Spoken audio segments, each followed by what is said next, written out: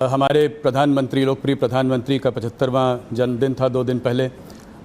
तो मुझे लगा कि प्रधानमंत्री को आपसे अच्छा और कौन जानता है। बहुत सारे लोग जानते हैं, ऐसा नहीं है, पर आप उनसे 4.5 दशक से जुड़े हुए हैं जी। तो मुझे लगा ये मौका अच्छा रहेगा कि थोड़ा मोदी की बात शाह के साथ। जी, मेरा पहला सवाल स्वाभाविक सा सवाल है, आप सबसे पहले मोदी जी से कब मिले? क्या चीज़ थी वो जिसने आपको उनकी ओर आकर्षित किया? देखिए, मिलना तो मेरा एक संघ की बैठक में ही हुआ था। संघ के एक वरिष्ठ पदाधिकारी का अहमदाबाद के कॉलेजियन स्वयंसेवकों के साथ संवाद था। इसकी तैयारी के लिए मोदी जी, मैं जहाँ रहता था वहाँ नारनपुर आए थे।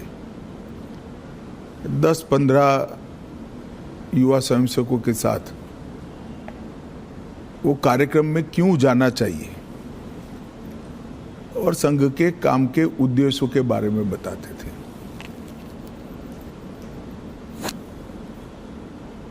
एक बिल्कुल अलग प्रकार से संघ के काम को मैंने उनसे सुना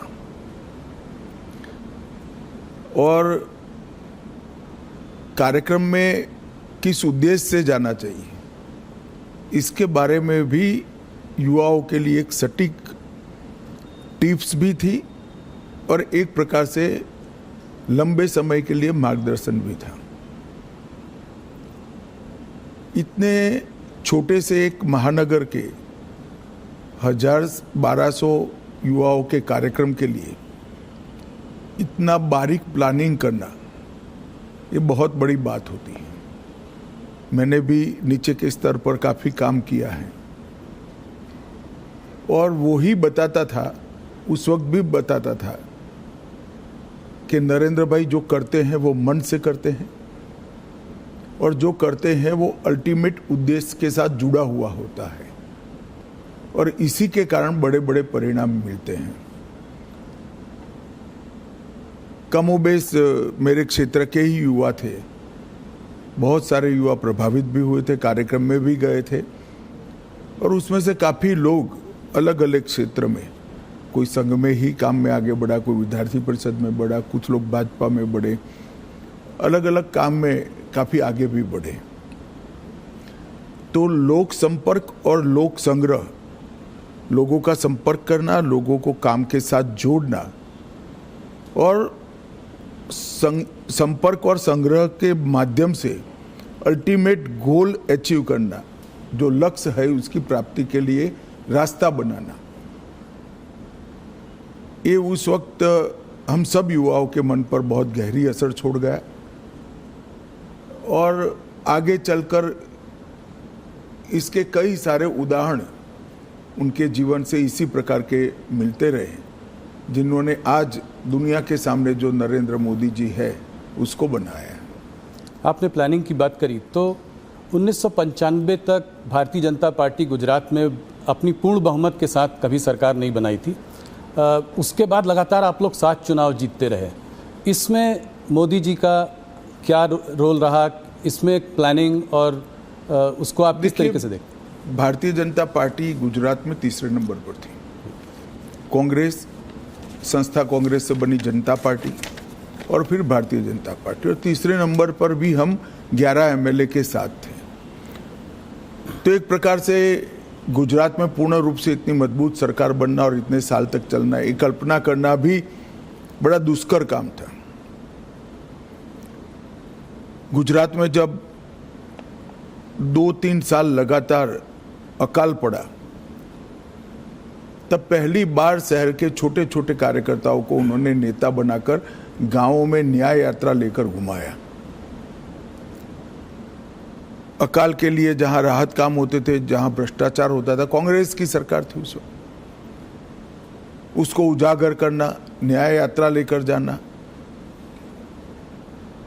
हर स्वयंसेवक, हर कार्यकर्ता लोगों के घरों से सुखड़ी, पुराने जूते, चना, ऐसी सूखी चीजें लेकर जाते थे। जो अकाल के राहत काम में काम करते थे वो मजदूरों को पुराने जूते देते थे, चना, सुखड़ी देते थे। एक प्रकार से उसी को मुद्दा बनाकर हमारे काम का विस्तार कैसे हो सकता है, लोगों का विश्वास पार्टी के प्रति, काम के प्रति बढ़े और पार्टी के कार्यकर्ता के मन में जो सुषुप्त संवेदना पड़ी है लोगों के प्रति, उसको जागरूक कर कर एक राजनीतिक उद्देश्य से आया हुआ कार्यकर्ता लोगों के प्रति संवेदनशील बनकर अपने जीवन को, उद्देश्य को बदल दे।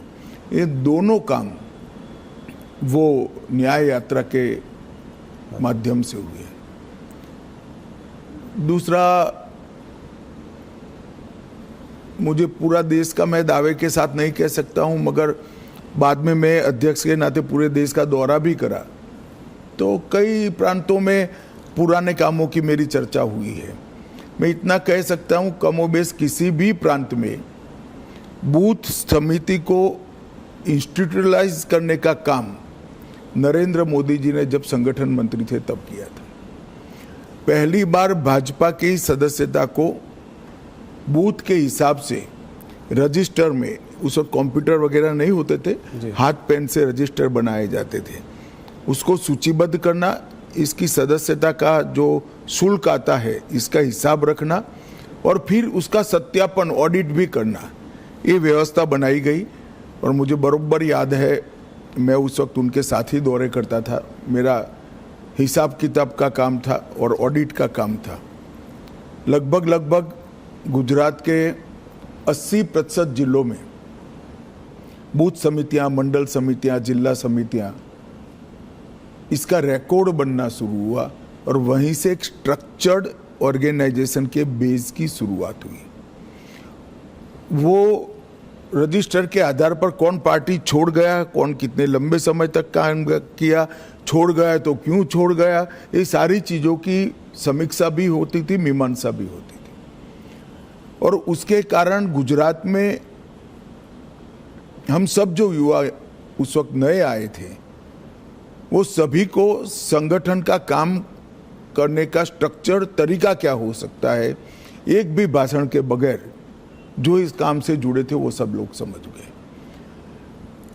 तो आंदोलनों से पार्टी को खड़ा करना और आंदोलनों से बड़े हुए जनाधार को पार्टी के स्ट्रक्चर के ढांचे में ढाल देना, ये दोनों काम नरेंद्र मोदी जी जब संगठन का काम करते थे तब हुए और इसके कारण गुजरात प्रदेश भाजपा की एक मजबूत नींव पड़ गई।